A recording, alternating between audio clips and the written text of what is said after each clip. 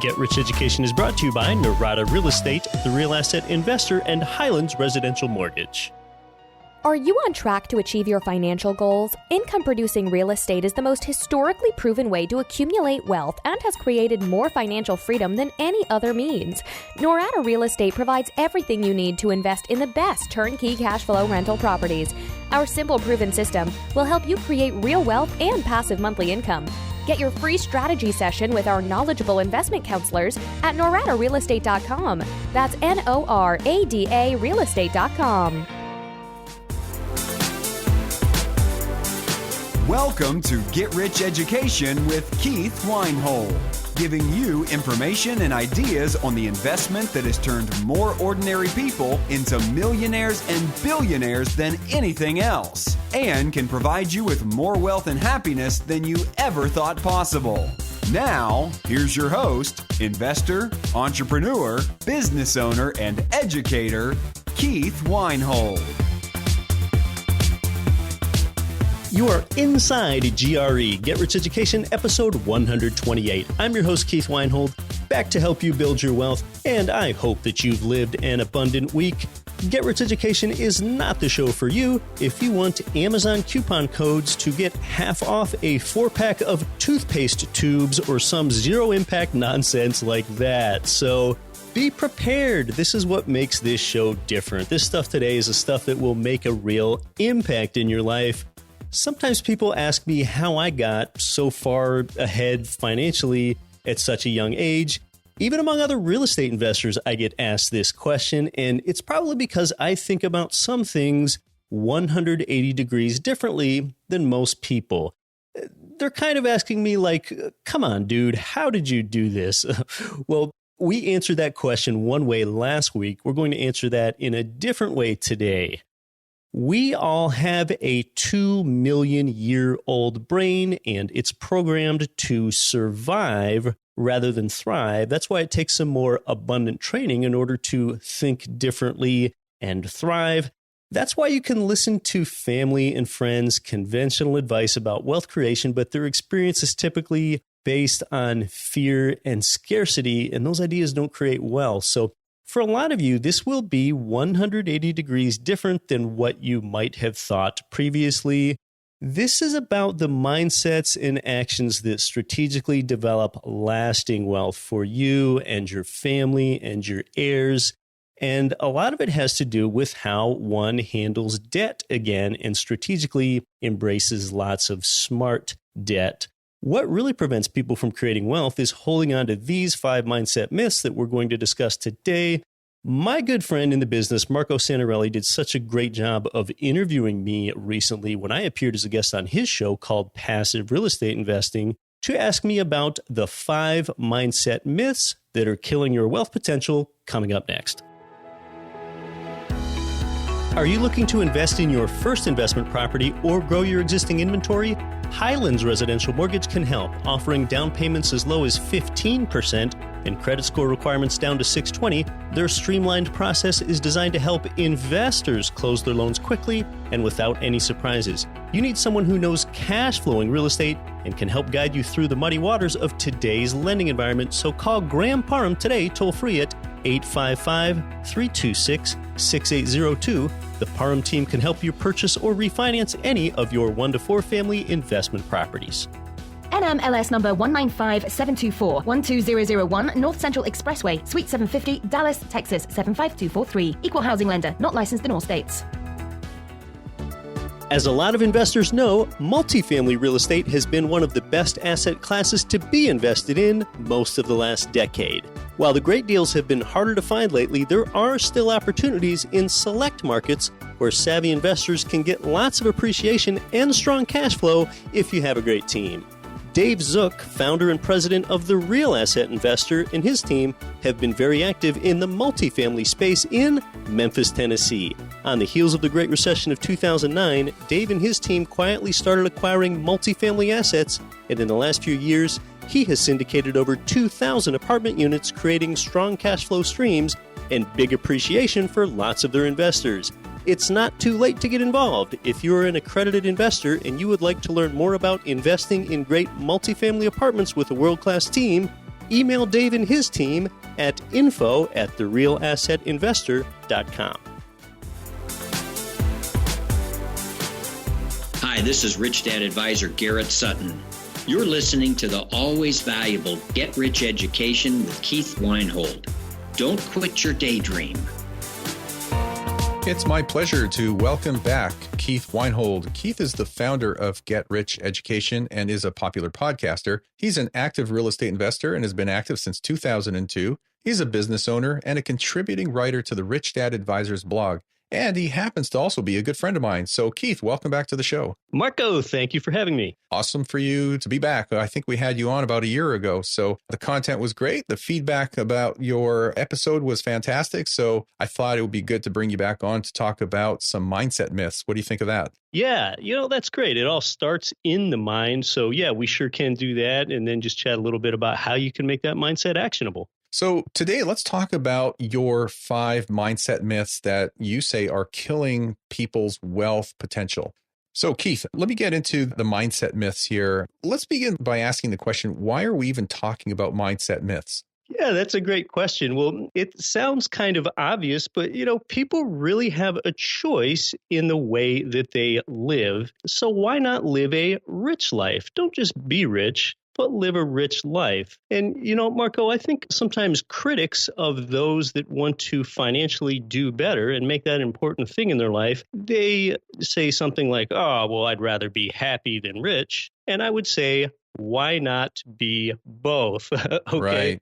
Most people, when they graduate high school or trade school or college, when someone gets out and goes on their own, they never really embark and say, well, I want to get out there and I want to live a small life. But you know what? That's exactly what everyone goes and does. They live a small life. They meet a potential spouse. They live a small life together. They have a child, and they teach that child how to live a small life too. Your life has richness and texture and value. Your life is worth living, and anything worth living or doing is worth filling it with the good stuff in life, okay? The same way, if you buy a McMansion, you fill it with good stuff. You don't fill a McMansion with a bunch of cheap camping furniture, okay? If you buy an E-Class Mercedes sedan, which I happen to own, you don't put a whole bunch of stupid bumper stickers on it, okay?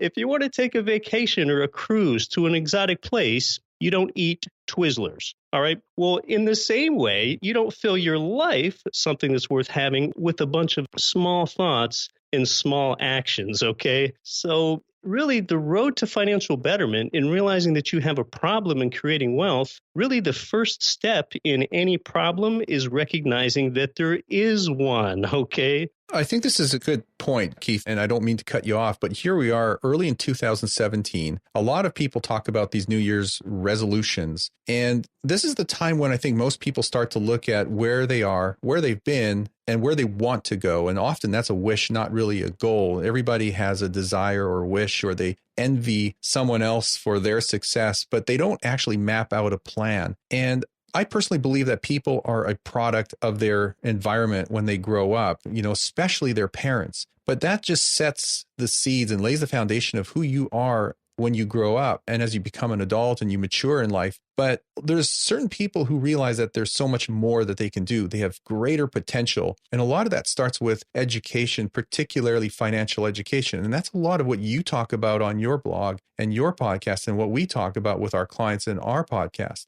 So I think what we're talking about today is the beginning of how can we affect change. If you've got these myths that you've been believing and following for your entire life, how do you go about changing or tweaking how you think and your mindset so you can now put yourself on a new financial path where you can expand your means, increase your income, not live in a scarcity mentality? And I know everything I'm saying is just a big mouthful, but ultimately, I think that's what we're both talking about all the time, is it not? Yeah, it's what we're both talking about. And really what this is, these 5 myths here that are just killing your wealth potential, it's about what psychologists call cognitive dissonance. Cognitive dissonance is that gap between what you think you know and believe to be true and what you don't know but really is true. So cognitive dissonance is bridging that gap between what you believe is true and what really is true. And that's so true with mindset myths. Now, even for an adult, there's a wide canyon in that cognitive dissonance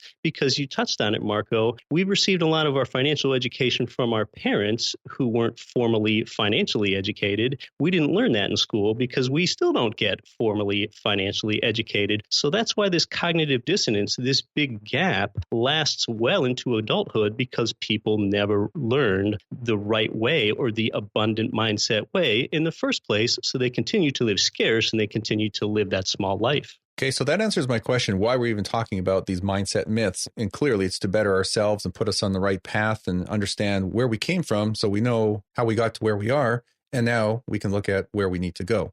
With that, let's start talking about your 5 mindset myths here. So the first one, and this is one I don't completely understand, so I'm going to have to listen intently to what you say because I'm not sure I get this one. You talk about get your money to work for you. Can you explain that, please? It is a myth that if you think yourself as an investor, you're going to achieve great success by only getting your money to work for you in a passive way. You're never going to achieve wealth if you get your money to work for you. Now, most people think, well, I don't just want to work for money. I want to make my money work for me. And that's really smart. That's what they think. But if your best and highest investing dollar is only getting your own money to passively work for you, you're never going to achieve wealth. You need to get other people's money to ethically work for you. It's other people's money. It's that leverage.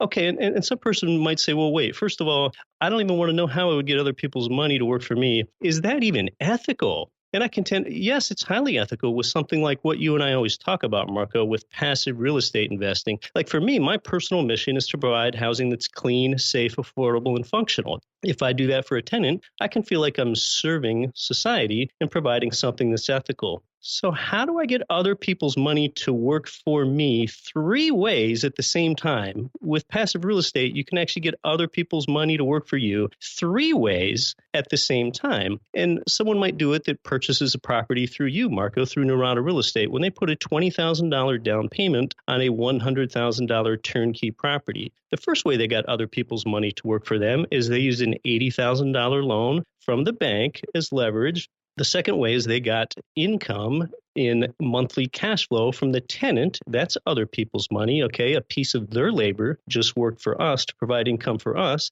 And then the third way we get other people's money to work for us is the government gives us very generous tax incentives. Like number 1 is the mortgage interest deduction. It's the same deduction that we typically get on our own home, but you can get that with scale when you buy income property. And then the second way the government goes ahead and pays us is through something called tax depreciation. And the short story on that is we don't even have to pay tax on all of our rent income. So with income property, we're using other people's money 3 ways at the same time: the banks, the tenants, and the government, and we're serving in an ethical way. So this is really more about getting other people's money working for you, not just your own money. Really, that's the crux of it. That's the crux of it. You know, most people think they're going to acquire wealth if they just passively get their money to work for them, like in a mutual fund or a stock or a bond or a 401k. Well, if you do that, I mean, you might have an okay retirement by the time you're 65. But as far as creating wealth, forget it. Just getting your own money to work for you passively, not going to do it. It's other people's money. Yeah, that's powerful. Rich Dad wrote a book specifically about that called OPM, Other People's Money. And the concept has been around for a long, long time.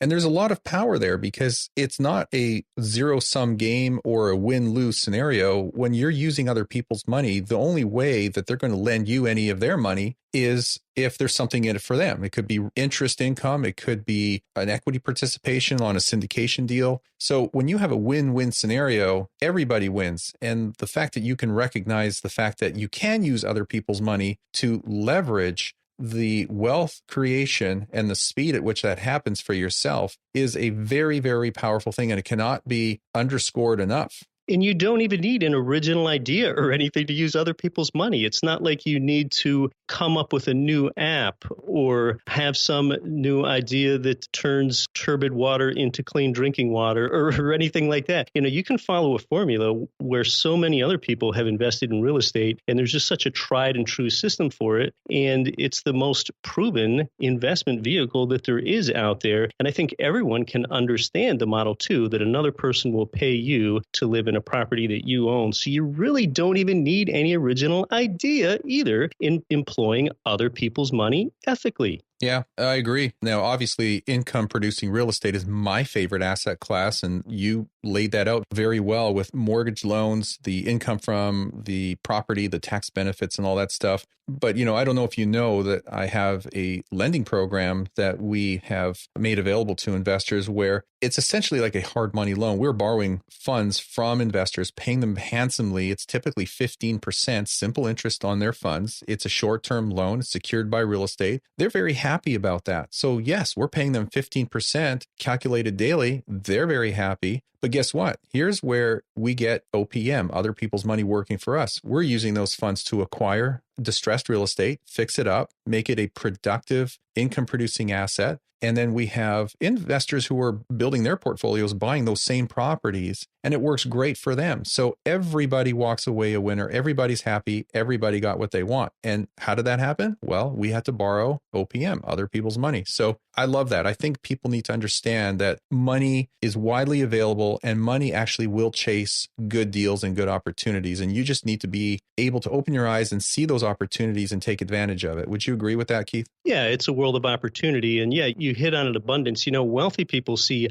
money as an abundant resource and poor people see money as a scarce resource. You threw out a rate of return out there in the example you gave. I'll give an example with using other people's money. And what does that really transfer into to you for numbers and a rate of return? Well, someone buys a property through Narada or a turnkey provider, puts $20,000 down on a $100,000 property. That $100,000 property appreciates to $106,000 if you just take real estate's historic appreciation rate of 6%. Okay, so that's a $6,000 gain. But I just told you, you only put a $20,000 down payment on the property. Well, your $6,000 gain divided by your $20K of skin in the game, that's a 30% return right there off the bat before we've even considered the other ways that you're paid with real estate investing. Well, how did you get a 30% rate of return? That's because you got the 6% gain on the entire $100,000 property, both your $20,000 down payment, and you got the return, the 6% off the $80,000 borrowed from the bank. That money goes to you as the investor, not the bank.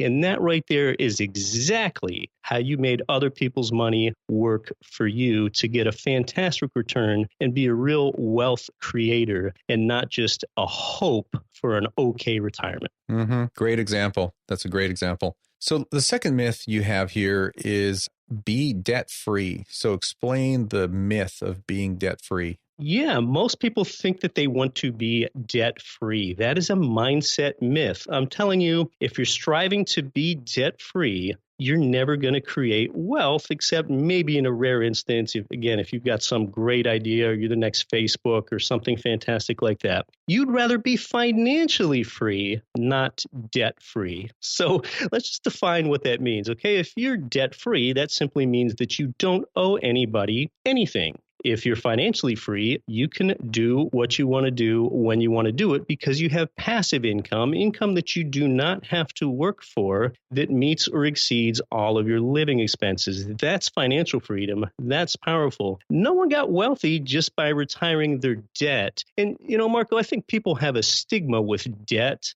People usually have some negative association with debt because most of their experience has been when they're kind of trapped underneath debt, when they have 18% APR credit card bills, or when they have that next car payment and they don't know whether they're going to be able to make it or not, and they have to go work for the money to make that car payment. So they associate debt with something that's burdening them or weighing them down. But when you have debt tied up in this long-term fixed interest rate cash flowing property, you have the ability to outsource every bit of that debt payment to tenants. Mm-hmm. So before I even go purchase a property, I make sure that that property's income is going to exceed all the expenses comfortably, including that mortgage debt. So we have the tenant paying down the mortgage for me while I get a stream of income, which is that difference, the income minus the debt with what's left over. That's my monthly cash flow. So it's because debt, just like with the $80,000 bank loan with the $20,000 down example I just gave, it's debt that created both that great rate of return in that income stream, and someone pays it down for me, even though that is debt that shows on my balance sheet. It's conservatively outsourced. Right. Well, debt gives you the ability to magnify or leverage your returns. So purchasing a piece of real estate with 100% cash might only give you a 6, 7, 8% rate of return. That's your cap rate, which also happens to be your cash on cash return because you have zero leverage. But you said it best. When you can leverage it, you outsource that debt obligation to your tenants. You're still responsible for it, but your tenants are effectively paying for it because their monthly rent covers all your expenses and your debt service. What's left over, we call cash flow. And that's the beautiful thing about income producing real estate. And Keith, I really like your saying. You have this quote I like. It's debt free is lame and financially free is life changing. And that's absolutely true. And I'm going to make another comment here. If people are off the rails with being burdened or underwater with debt, if it's so bad, maybe you need to get some counseling or advice, or maybe listen to Dave Ramsey. I have nothing against Dave Ramsey, but really that's how you get out of that groove or that trap where you're just stuck in being overburdened with debt. But the fact is, and I think the point being made here is that in order to create real wealth and create it in a timeline where you can actually take advantage of it and benefit from it within your lifetime, is you have to have debt to leverage that wealth creation. True? Yeah, you absolutely do. In fact, I'm such a believer in it that, you know what, Marco, right now, I could have my wife and I's home completely paid off if I wanted to. I have a $410,000 mortgage balance on our home. I could pay off that $410,000 if I wanted to and be debt free. But you know what would happen if I did that? In order for me to come up with that $410,000, I'd have to go out and sell income property. And if I sold enough income property to go ahead and retire the loan on my home, I would lose the income. In fact, the income that I would lose from those apartment buildings would be greater than the mortgage payment that I have on my home. So I couldn't possibly afford to want to be debt free. It's actually one of the most reckless things I can think of to try to be debt free. And besides going off and selling those apartment buildings to pay off my home, I would also lose the monthly principal pay down that those tenants are making on the properties. I would lose that income stream. And the value of my overall portfolio would also be less. I would just own fewer properties, which typically appreciate over time. So there's just so many reasons why I would rather be financially free than debt free. I want to create that income stream. So, basically my home is paid off on paper, if you would want to say that, but it's not paid off in reality because it would be an irresponsible thing to do, in fact. Yeah, that's a great example because essentially what you're saying is you can zero out your debt obligations on your balance sheet because you have the cash as an asset and you have the mortgage on your principal residence as a liability, and they zero each other out. But guess what? Your balance sheet doesn't create cash flow. Now, if you take those cash reserves you have on your asset column and on your balance sheet and you move those over into income producing assets such as rental real estate, guess what? You've multiplied your monthly income. You've increased your annual income. Now you are in that place where you want to be, which is financial freedom. And I think that's a great example.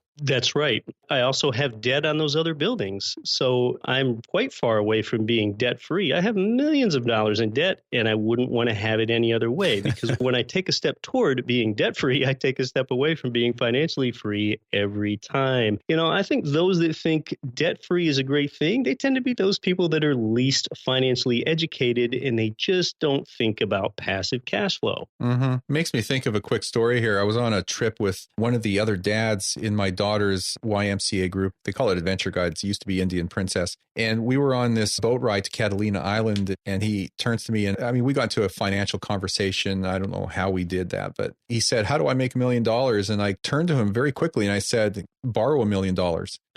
And I don't think he got it right away. I had to explain it to him. I said, "Look, if you go into debt for $1 million, what do you have for it? If you do it right, you have $1 million worth of assets. Well, what if those assets are income producing single family homes or duplexes or fourplexes? complexes. Well, now you've got those assets that are being paid off. And over time, that $1 million debt becomes $1 million worth of equity. And that's not including any potential appreciation that happens over time, plus the cash flows you get from it. So once you stop to explain that story and people stop to think about it, they realize, yeah, you know what? I need that $1 million. I need to borrow it to get that $1 million property. Well, now I have $1 million property and it's getting paid off and the equity grows. And so now, in 10, 20 years, whatever it is, I become a millionaire or, a decamillionaire. That's right. It really is counterintuitive. And yeah, when you presented it to that person that way, yeah, it really made them pause and think. And it does take a little bit of thinking. And, we haven't even brought up the other great attribute of smart, low interest rate debt, Marco, is that when someone does have, say, for example, $1 million in debt, besides the tenants just paying that balance off for us every month, inflation erodes the weight of that debt. Just like you wouldn't want to put $1 million in a bank account and keep it there for decades because inflation erodes the purchasing power of that. Inflation erodes the weight of our debt in the same way. So $1 million borrowed today is going to be much easier to pay back over the decades because with inflation, there are just going to be so many more dollars circulated in an economy. Salaries will be higher, wages will be higher, the price of everything will be higher. And that $1 million burden of debt over 30 years at just a 3% interest rate, that only has the weight of $306,000. So inflation lightens our debt burden all the while. Yeah. Inflation is your friend when you are a debtor. And, it just erodes it away. So that is almost a phantom rate of return that I think people don't even measure or see because they just don't realize that it's happening. Very good point.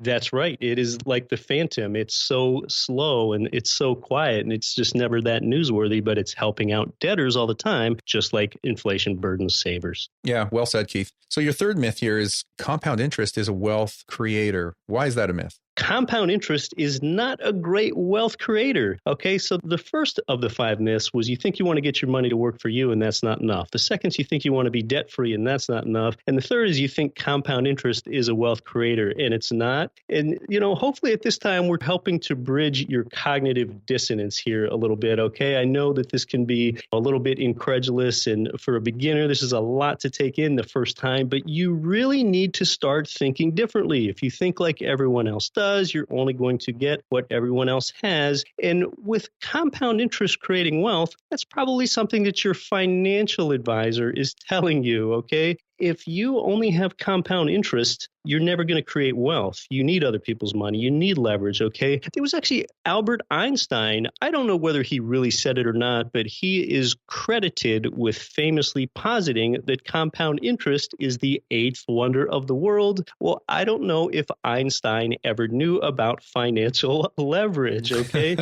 I think the greatest and maybe the most simple example of compound interest is a penny doubled for 30 days ends up being several $1 million. If you take a penny and double it so that on day 2 it's 4 cents and on day 3 it's 8 cents and so on, it ends up being several million. Yeah, but where do you get a 100% rate of return? Okay, you don't really get that anywhere at all. Right. In fact, with the rates of return from what most people invest in when they have all of their skin in the game and they're not borrowing from anyone else, those are vehicles like stocks, bonds, and mutual funds. The S&P 500 might average 10% as a rate of return over time. But in reality, you don't really get 10% after you adjust your 10% return for inflation, for taxes, and for fees. Mm-hmm. Your rate of return is really significantly lower such that compound interest alone, it just isn't going to make you wealthy over time. Yeah. I think a lot of financial advisors like to say things, they try to impress people by showing them the long-term return of the Dow Jones or the S&P 500. And your financial advisor likes to show you a lot of charts, but they never adjust the chart for what the diminished purchasing power of that dollar is with inflation and taxes and fees. I think another thing financial advisors try to tell people is that if you set yourself on this course with compound interest, you're guaranteed to be a millionaire. A millionaire. Well, I'm sorry, a millionaire is no longer wealthy, Marco. That's kind of a myth just within this compound interest within itself. Okay, a millionaire, it doesn't mean your income's $1 million a year. It just means your net worth, which is the value of your assets minus all your liabilities, is $1 million or greater. And, we just said for a millennial with 40 years of retirement at just a 3% inflation rate, $1 million is only $306,000. $1 million just isn't that much. One needs to think bigger One needs leverage. They need to get other people's money working for them. Leverage, not just compound interest. Okay, 1,000,000 grains of salt will fit in a 1-gallon jug. Okay, 1,000,000 minutes, that's only 1.9 years. 1,000,000 is just 1,000 times 1,000. That's all it is. There's really nothing magical about it, but I think there's this mystique or this special connotation with being a millionaire. But already 1 out of every 10 U.S. homes has a millionaire living in them. And in fact, a millionaire is so common that you know what the millionaire's preferred car is? The preferred car of the millionaire is a Ford. Okay, so being a millionaire is not where you want to be. And if you only have compound interest working for you, you might merely be a millionaire, and that is not wealthy. I agree. The other challenge with compound interest is that people need to consider the factors that go into calculating compound interest. And you've got time, you have inflation, you have taxes, and of course, there's the interest rate. The problem today is we live in a very low interest rate environment. And it goes back to what you just said. You can't achieve rapid growth or substantial growth without having a very, very long timeline. When you're at 0.5 or 1% interest rates, it just won't happen. So compound interest, it sounds great. It looks great, especially when you chart it in a graph and it becomes a hockey stick. But the practical aspect of it is it's not going to create wealth. The only way to do that is to borrow other people's money, like we talked about, myth number 1, be averse to the mindset of being debt-free, like we talked about, and then use that capital that you have and other people's money to acquire income-producing assets that are a hedge against inflation and grow in value over time. I think that kind of summarizes the 3 myths that we've come to discuss this far. Yeah, that's really it. And some of them are even interrelated. And really, this 4th myth out of 5 is somewhat interrelated with the previous 3. And the 4th mindset myth that's killing your wealth is this. And this is really important because most people have their wealth in one of 2 places. Number 1 is either their retirement plan, or number 2 is in their primary residence, their own home. And this 4th myth, it interfaces with your primary residence. And that 4th myth is that people believe that equity has a rate of return. Well, I'm telling you right now, home equity has a rate of return of absolutely 0. Home equity is also unsafe, and home equity is also illiquid. So let me ask the listener, how much money would you want to invest in something that's unsafe, that's illiquid, and has a rate of return of absolutely 0, and you know it will always be 0? That's exactly what home equity is. Okay, having money stored in home equity, that's a little bit like storing money in a bank savings account with basically 0 yield, but it's actually worse because it's less liquid. Okay, so, that might make one ask, well, how in the heck is home equity unsafe, illiquid, and how is the rate of return 0? How can that be true? Let me just give an example here. Let's say that you live in a $300,000 home. That's the value of the property. And say the property appreciates over time, and the $300,000 home appreciates up to $330,000 in value, from $300,000 to $330,000. Well, let me ask you this. Did the presence or absence of equity in that home contribute to that rate of return? No. It had nothing to do with it. So the amount of equity or the lack of equity in a home has absolutely nothing to do with its rate of appreciation. Okay, so the rate of appreciation of a property, that deals with external factors, things that are outside the walls of that home. For example, a neighborhood and a market's in-migration and out-migration patterns, its job growth, the remaining availability of developable land in a market. Those are the sort of things that factor in with price appreciation. So it has absolutely nothing to do with the amount of equity in a property. Equity does not contribute to appreciation at all.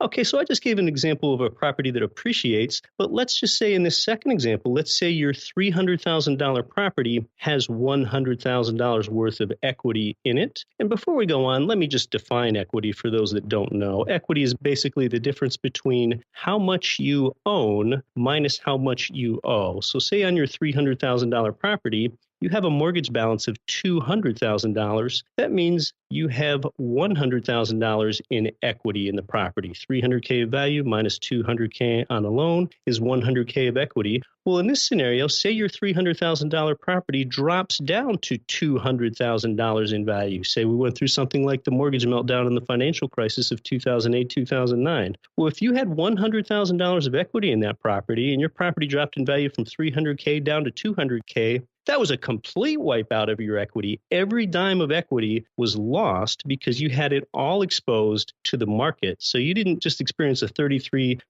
loss in your equity. You experienced a 33% loss in the value of your property. You lost every bit of your equity because it was all exposed to the market. Yeah, that's why it's at risk. And the sad thing about that is you could have taken some of that equity and moved it into income-producing real estate, probably elsewhere. But the fact is now you're taking that dead or dormant equity and putting it to work. You're now turning that equity into something that will actually produce a rate of return and produce cash flow. So not only have you eliminated the risk, but you've created a stream of cash flow, a stream of income for yourself. Yeah, that's a big one. That's almost like a pet peeve for me, where people sit on so much equity and they believe that they have to be debt free and have it all in the form of equity. Well, that's just a terrible place to be. I mean, it feels good psychologically, right? But really, you've just strangled yourself in terms of what you potentially could be doing or could have done.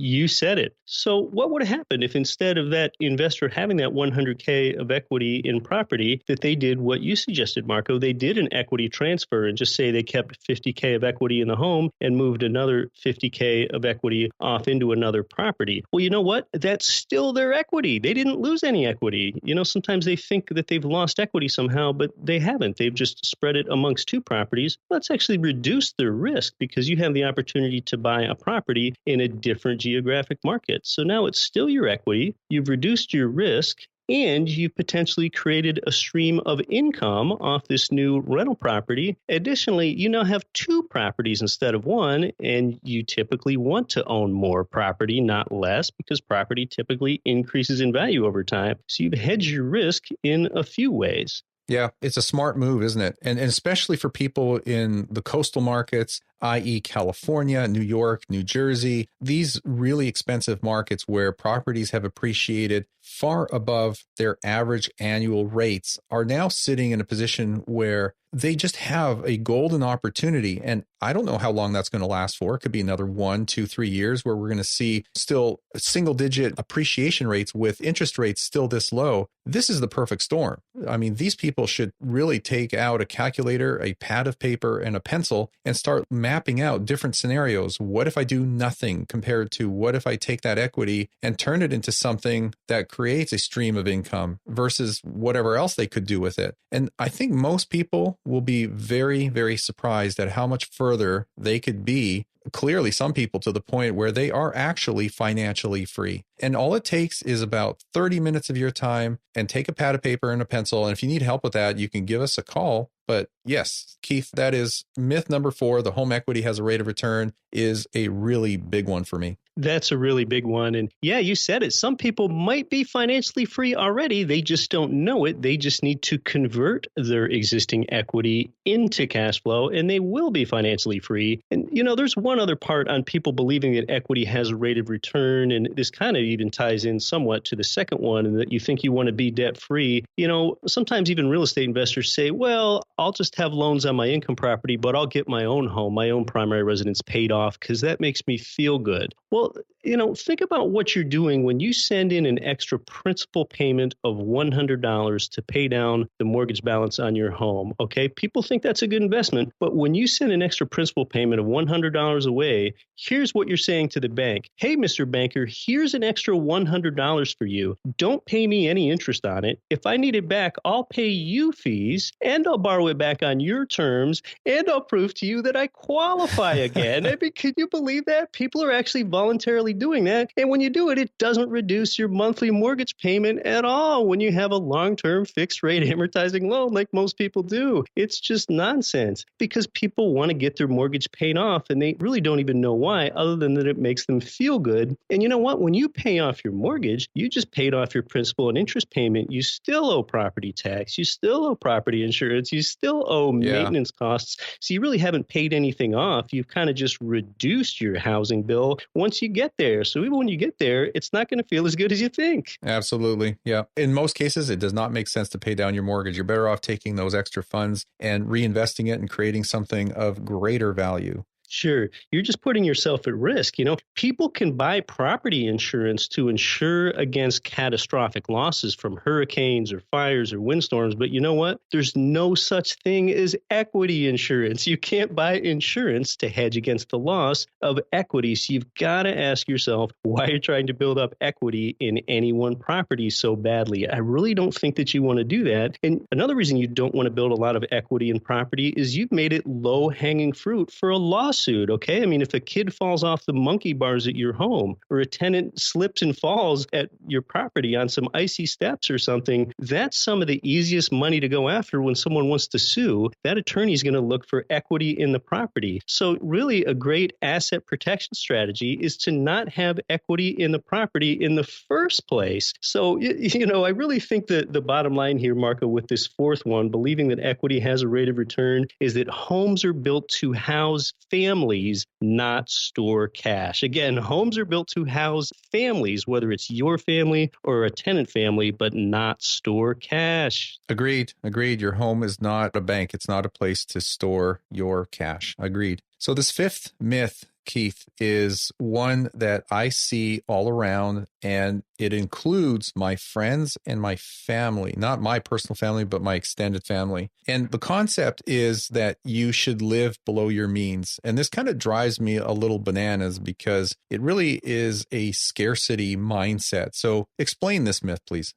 Totally. Yeah. The fifth and final myth is that people think that it's good to live below your means. That's wrong. And, some people feel like it's good to live within your means. That might have a little bit more credence, although I'd even challenge that one a little bit. The answer is don't live below your means, but instead expand your means. Okay. And that's basically a paraphrasal of what Robert Kiyosaki said. An example of living below your means is, I think a lot of times it's just not valuing your time. It's standing in a 30-minute line to eat a free Chick-fil-A sandwich. Okay, That's a great way to spend your limited resource of time on this earth. Instead, read about a 1031 tax-deferred exchange, or read about, for your rental properties, instead of self-managing, which in a way is living below your means, how to hire a professional manager so that you can go on to better and higher use tasks. Okay, that's kind of an example of expanding your means rather than living below them. Don't let the Groupon app dictate where you and your wife go to dinner tomorrow night. Live bigger than that. Okay. When you spend too much time and effort and resources living below your means, something, you can actually only cut so much to the downside. You can only cut so far. And when you do so, you're living a worse life anyway. So instead, expand your means, learn about expanding your portfolio, or learn about some of these mindset myths and follow up on them and see how you can turn your equity into cash flow. Your time is so much better spent doing that. So I guess in summary, I would say focus on production, not reduction. Yeah, very well said. And this really comes down to increasing your income. And that could be setting up a sideline business. That could be network marketing. It could be something that you're passionate about, but just increasing your cash flow, your income coming in, not necessarily from real estate, but when you increase your income, you have more to work with. You have more to invest with. And however you do that, you need to consider how to increase your cash flow, your stream of income. And for some people, it's just simply restructuring their existing assets. Maybe they're heavily vested in the stock market. Maybe they have chunks of equity sitting there dormant, doing nothing, that zero rate of return. By looking at what you have available today, you can restructure your financial affairs and increase your income, increase and broaden, your means. I struggle to find the word, Keith, but really it's just your lifestyle, expanding and increasing your lifestyle. And it all starts with, what do you have available and how can you increase it? Budgeting is almost a bad word.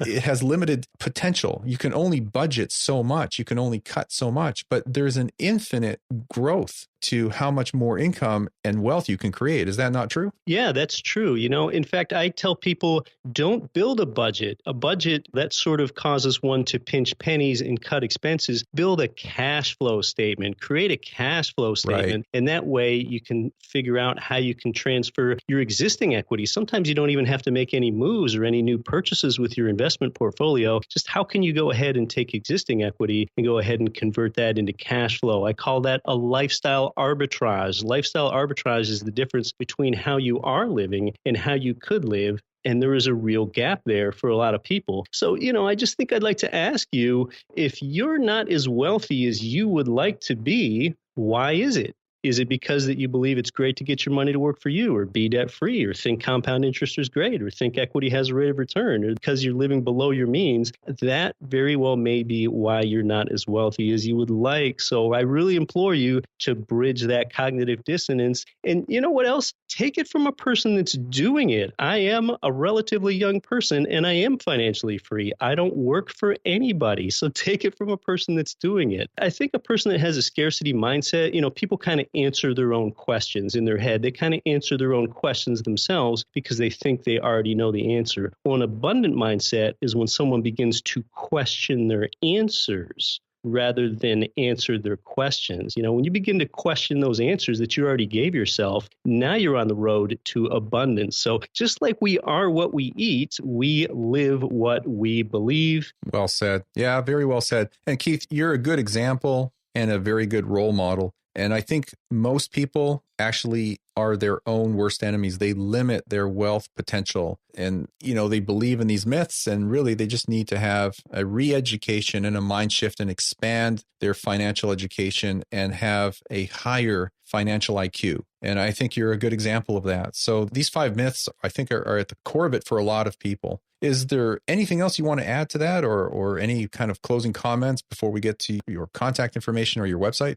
It was the words of Mark Twain. Mark Twain said, "It ain't what you don't know that gets you into trouble. It's what you do know for sure that just ain't so." That was from Mark Twain. So he kind of said it. And, I think the last thing I'd want to say on this, Marco, is just 2 words. Be bold. You don't want to be normal. You don't want to be like everyday people. Who really wants to be normal? Normal is being overweight, underexercised, underslept, not having enough money at the end of the month. You don't want to be normal. Be bold. I made bold moves when I decided to move from Pennsylvania to Alaska. People thought I was nuts. Buying a 4-plex building was a bold move. Launching my own podcast was a bold move. Selling profitable buildings and 1031 exchanging them all into even more profitable buildings was a bold move. So you don't have to be the smartest person because I'm not. You don't have to be the most articulate person because I'm not. Being bold can compensate for a lot of other things that you think you don't have. So educate yourself and then be bold. Yeah, well said. And I'll add one more thing, if I may.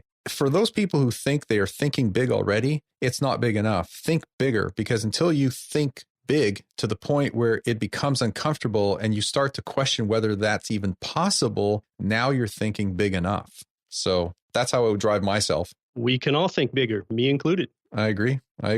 Keith, hey, I think this has been great. I think this will be an eye-opener for a lot of people because a lot of people still believe these myths. Well, I hope that you got a lot of value from that and that it was a great investment for you from a return on time invested basis. I'd really love the opportunity to meet you in person at an event or have you subscribe to our free wealth building newsletter that I've been sending to you about every 2 weeks lately. You can do all that at GetRichEducation.com. I'll be back with you next week to help you build your wealth. Until then, I'm your host, Keith Weinhold. Don't quit your daydream. You've been listening to Get Rich Education, telling you what the wealthy won't tell you about real estate and investing. Nothing on this show should be considered specific, personal, or professional advice. Please consult an appropriate tax, legal, real estate, financial, or business professional for individualized advice. Opinions of guests are their own. Information is not guaranteed. All investment strategies have the potential for profit or loss. The host is operating on behalf of Get Rich Education, LLC exclusively.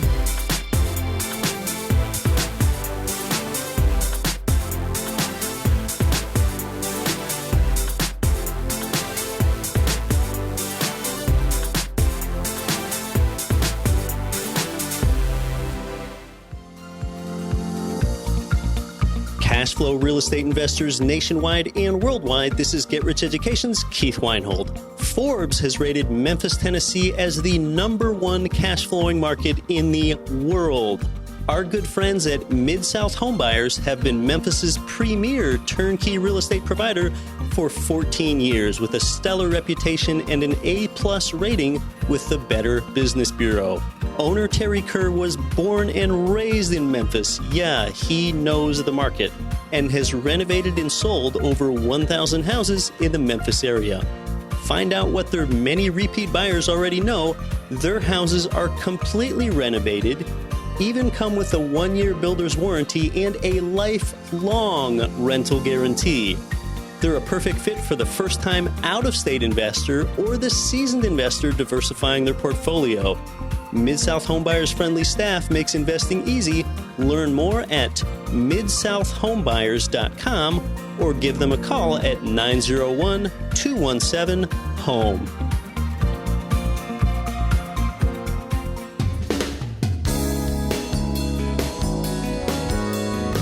The preceding program was brought to you by your home for wealth building, GetRichEducation.com.